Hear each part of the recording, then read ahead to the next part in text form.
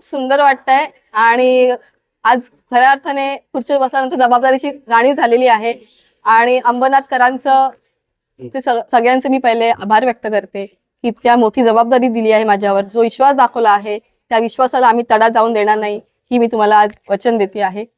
आणि हे सांगायचं आहे की माझ्या मागे पूर्ण सगळे अंबरनाथकर आहेतच, त्याचबरोबर आमचे प्रदेश अध्यक्ष रवींद्र चव्हाण साहेब, त्याचबरोबर आमचे आमदार किसनजी कथोरे साहेब, चित्ताताई वाघ, या त्यांचं सगळ्यांचं पाठबळ, आमचं सहकारी प्रदीप पाटील साहेब तसेच सदामामा, ह्या सगळ्यांचं सहकार्य आहे. त्याच्यामुळे आता विकासाचं काम आणि जो आमचं मिशन आहे भयमुक्त आणि भ्रष्टाचार मुक्त अंबरनाथ बनवायचं, ह्या वाटचालीला आम्ही सुरुवात केलेली आहे. तुम्ही आपल्या भाषणामध्ये ह्याच्या आधी जे झालं तेच मी म्हणेन की झालेल्या गोष्टी तशा परत भरून द्यायच्या नाहीत आम्हाला, आणि जे काम चांगल्या प्रतीचं झालं, दर्जा झालं, तर ते टिकून राहील. आणि आम्हाला तेच आहे की शाश्वत विकास करायचा आहे, नुसतं विकास नाही तर शाश्वत विकास, जेणेकरून तो दीर्घकाळ टिकेल. म्हणून आम्हाला दर्जेदार काम अपेक्षित आहे. तुमच्या बॅनरमध्ये प्रत्येक वेळेला लिहिलं गेलं तर ना खाऊगी ना खाण्याजोगी, काय नेमकं आता ह्याला होईल का? नक्कीच मी नेहमी सांगते, जर कुटुंब प्रमुख आपला जर स्ट्रिक्ट असेल आणि न खाणारा असेल तर खालचे जे आपले जे कुटुंबाचे जे मेंबर्स आहेत त्यांच्यावर थोडा तरी परिणाम होतोच. आणि मग 100% भ्रष्टाचार एका दिवसात शक्य नाही, पण हळूहळू का होईना हा आम्ही संपवण्याचा पूर्ण प्रयत्न करणार आहोत. आज भारतीय जनता पक्ष आम्ही सगळे विकासाच्या मुद्द्यावर एकत्र आलेले आहोत आणि जे आमचं मिशन आहे भ्रष्टाचार मुक्त आणि भयमुक्त अंबरनाथ करण्याचं आणि विकसित अंबरनाथ करण्याचं, त्या मुद्द्यावरच घेऊन आम्ही सगळे एकत्र आले आहोत आणि त्याच्या प्रकारचंच आम्हाला काम करणार आहोत. काही भाषणात आपण आता म्हणाले खासदारांचे देखील जे ड्रीम्स प्रोजेक्ट आहेत आपण ते पूर्ण करण्याचा प्रयत्न करणार आहोत. बदलापूर मधून खासदारांच्या ड्रीम प्रोजेक्टला घनकचऱ्याला विरोध केला जातोय, त्याकडे आपण कसं पाहतो? जे काय असेल ते डिस्कशन केलं जाईल आणि त्यांच्या डिस्कशन मधून नक्की कसं आहे, प्रत्येक गोष्टीमध्ये जेव्हा आपण एखादी गोष्ट डिस्कस करतो त्याच्यानंतर सोल्युशन मिळतं. तर तसंच मी सांगेन की ह्या विषयावर मी डिस्कशन करूनच मी बोलेन. निवडणुका लागलेल्या आहेत आणि महानगरपालिकेच्या निवडणुकीमध्ये महायुतीचा महापौर बसवण्याची जबाबदारी भारतीय जनता पार्टीची आम्हा सगळ्या कार्यकर्त्यांची आहे आणि त्या अनुषंगाने आमचं काम सुद्धा चालू आहे. 100% विकासाला मतदान लोक करतात, ज्याचं आपण पाहतोय. नगरपालिकांचा जो विजय झाला त्यामध्ये सुद्धा भारतीय जनता पार्टी ही 1 नंबरची पार्टी म्हणून त्या ठिकाणी संपूर्ण महाराष्ट्रामध्ये आपल्याला पाहायला मिळाली. लोकांची पहिली पसंती भारतीय जनता पार्टी आहे आणि त्याच पद्धतीचे निकाल हे येणाऱ्या महानगरपालिकेच्या निवडणुकीमध्ये आपल्याला सगळ्यांना पाहायला मिळतील. अत्यंत आनंद आहे. एक सुशिक्षित अशी आमची सहकारी तेजश्री करंजुले पाटील हिने आज नगराध्यक्ष पदाचा चार्ज या ठिकाणी घेतलाय.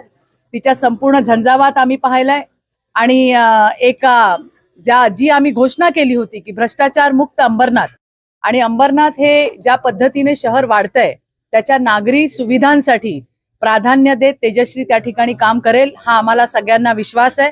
तिच्या सोबत अतिशय प्रगल्भ असे मला वाटतं शहर आघाडी केलेली आहे, त्याच्यामध्ये सगळे जे आमचे नगरसेवक निवडून आलेले आहेत हे सुद्धा त्या ठिकाणी आहेत आणि या सगळ्यांच्या योगदानाने अंबरनाथ एक अतिशय सुंदर आणि लोकांना जसं हवंय त्या पद्धतीचं शहर या ठिकाणी उदयाला येईल. शहर आघाडीचा उल्लेख केला, या शहर आघाडीमध्ये काँग्रेस आणि राष्ट्रवादी अजित पवार गट देखील सोबत असणार आहे का? बहुमत त्यांच्या जोरावर आपण स्थापन नाही, याच्याबद्दलची माहिती आपल्याला स्थानिक नेते देऊ शकतील, परंतु मी एवढंच सांगेन की जो अजेंडा आमचा होता, या अंबरनाथकरांच्या समोर ज्या आम्ही गोष्टी ठेवल्या होत्या, आमच्या सगळ्यांचं शीर्षस्थ नेतृत्व, आमचे मुख्यमंत्री सन्माननीय देवेंद्रजी फडणवीस यांची सभा या ठिकाणी झाली आणि त्यांनी जे मत किंवा जो विकास या येणाऱ्या दिवसामध्ये अंबरनाथकरांसाठी दाखवलाय तो पूर्ण करण्याची जबाबदारी आता तेजश्री आणि तिच्या सोबतच्या सगळ्या सहकाऱ्यांवर आहे.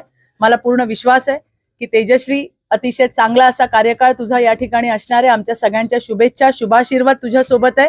आणि सगळ्यात महत्वाचं आहे की अंबरनाथकर ज्यांनी भरभरून विश्वास तुझ्यावरती ठेवला आणि तुला बहुमताने निवडून दिलंय, तूही त्या विश्वासाला सार्थ ठरशील हा मला पूर्ण विश्वास आहे. सूचना दिल्यात की मला देखील ऑफर दिली होती, मात्र मी ती नाकारलेत. तुम्हाला देखील मोठ्या प्रमाणात ऑफर येईल, तुम्ही जाऊ नका असं देखील त्यांना सूचना दिली. मला असं म्हणायचंय की आता निवडणुकीचं बिंग जे आहे ते फुंकलं गेलेलं आहे आणि प्रत्येक जण आपापल्या पद्धतीने आपापल्या पक्षाचा प्रचार त्या ठिकाणी करतोय. कोण काय म्हणते आणि कोण काय नाही म्हणत आहे. या अंबरनाथच्या सभेमध्ये गावदेवी मैदानात तुम्ही पाहिलं की आमचे नेते मुख्यमंत्री देवेंद्रजी फडणवीस यांनी स्पष्ट सांगितलं की कुणावरती टीका करण्यासाठी मी आलेलो नाहीये. आपण जे काम करतोय तेच लोकांपुढे न्यायचंय आणि आम्ही आमच्या नेत्यांनी दाखवलेल्या पाऊलवाटेवरच चालणारे कार्यकर्ते आहोत. आणि त्यामुळे कोण काय बोलतंय, कोण काय नाही बोलत आहे, कोण काय टीका करतंय, याच्यापेक्षा आम्ही काय करणार आहोत आणि आम्ही काय केलंय हे अजेंडे घेऊन आम्ही लोकांच्या समोर जाणार आहोत. ताई, आपली टॅगलाईन होती की भ्रष्टाचार मुक्त अंबरनाथ शहर आणि भयमुक्त अंबरनाथ शहर. आजपासून त्याला सुरुवात झाली. अगदी 100% मला चांगलं आठवतंय. ना खाऊंगी ना खाणे दूंगी आणि ज्याचा उल्लेख केला होता भाषणामध्ये स्वतः सीए आहे. त्याच्यामुळे हिशोब कसे घेतात हे तेजश्रीला शिकवायची गरज नाही. ती तिच्या प्रोफेशनला जे ती शिकली आहे तिच्या पूर्ण शिक्षणाचा उपयोग हा अंबरनाथकरांसाठी होईल, ज्याचा उल्लेखही तिने तिच्या भाषणामध्ये केला. आज तिचा पहिला दिवस आहे. वयाने छोटी आहे, अनुभव तिला नक्कीच येतील. तुमच्या सगळ्यांची सुद्धा साथ ही याच्या पुढे ही तेजश्री सोबत असू द्या, हेही मी तुम्हाला या ठिकाणी आवर्जून सांगेन. संजय राऊतांनी राज्यामध्ये ज्या महापालिका त्यांची निवडणूक सुरू आहे, ज्या बिनविरोध नगरसेवक जे निवडून आले आहेत त्यांच्यावर आक्षेप घेतलाय की निवडणूक आयुक्त काय करतायत. त्यांनी कसं आहे, मला हेच म्हणायचंय की कोण काय म्हणतंय त्याच्याकडे बघू नका. लोकांनी निवडून दिलेले हे सगळे उमेदवार असतात. याच मतदार याद्यांवरती याच संजय राऊतांचे याच उबाठाचे खासदार निवडून आलेले आहेत, ते त्यांनी विसरू नये. जर हे सगळं खोटं असेल तर मग त्यांचे खासदार जे निवडून आले तेही खोटे आणि बोगस म्हणायचे का आपण, हा प्रश्न त्या ठिकाणी येतो. आज इथे आमच्याकडे कल्याण डोंबिवली महानगरपालिकेची आमची रेखा चौधरी बिनविरोध निवडून आलेले जे नगरसेवक आहे त्यापैकी एक आहे. कल्याण डोंबिवली महानगरपालिकेमध्ये ती काम करते. ती कल्याण डोंबिवलीची महिला अध्यक्ष आहे आणि तिच्यासारखे मला वाटतं अजून 10 नगरसेवक हे बिनविरोध निवडून आलेत. फक्त कल्याण डोंबिवली नाही, पनवेलमध्ये सुद्धा निवडून आलेत, विविध ठिकाणी निवडून आलेत, ज्याचे आकडे आता येत आहेत. आणि त्याच्यामुळे हे चांगलं असेल तर मग सगळं व्यवस्था चांगली, आमचं चांगलं होत असेल तर सगळी व्यवस्था चांगली आणि आमचं वाईट होत असेल तर मग व्यवस्था भ्रष्ट. हे जे काही दुटप्पीपणाचं धोरण आहे हे बरोबर नाही. यांनी सगळे मुद्दे मांडून झालेत. वोट चोरीपासून सगळ्या बोंबा मारून झालेल्या आहेत, परंतु लोकांना खरं काय आहे ते लक्षात आलं. यांचा फेक नरेटिव्ह जो यांनी लोकसभेमध्ये क्रिएट केला होता तो खोटा ठरला. तेही लोकांनी 6 महिन्यांनी झालेल्या विधानसभेमध्ये दाखवून दिलं. मला वाटतं यांना आत्मचिंतन करण्याची गरज आहे की आपण कुठे कमी पडतो, तिथे त्यांनी लक्ष देऊन आपला पक्ष कसा वाढेल हे बघितलं पाहिजे, असं मला त्यांना सांगायचं आहे. विजयामध्ये स्वतः मुख्यमंत्री तुम्ही, आमदार किसन कथोरे असतील किंवा माजी नगराध्यक्ष गुलाबराव कवंतले पाटील असेल, यांचा कसा महत्वाचा सगळा वाटा आहे? नाही, अर्थात सगळ्यांचाच वाटा. आणि सगळ्यात महत्वाची गावदेवीची जी सभा झाली, ज्याला स्वतः मुख्यमंत्री महोदयांनी संबोधित केलं होतं, ती सभा ही मला वाटतं की या निवडणुकीचा टर्निंग पॉइंट असेल. आणि त्या पद्धतीने आम्ही तर सगळे कार्यकर्ते आहोत. मी असेल, कथोरे साहेब आहेत, करंजुले साहेब असतील, अभिजित असेल, विश्वजित असेल, इथे असलेले सगळेजण. परंतु ती जी सभा झाली ती सभा अत्यंत टर्निंग पॉइंट ठरली अंबरनाथची. अंबरनाथला काय देणार आहोत आम्ही आणि अंबरनाथची खऱ्या अर्थाने एक ब्लू प्रिंट काय असणार आहे ती मुख्यमंत्री साहेबांनी त्या ठिकाणी मांडली. आणि त्याच पद्धतीने येणाऱ्या दिवसात या अंबरनाथचा चेहरा मोहरा बदलण्याचं काम होईल. धन्यवाद.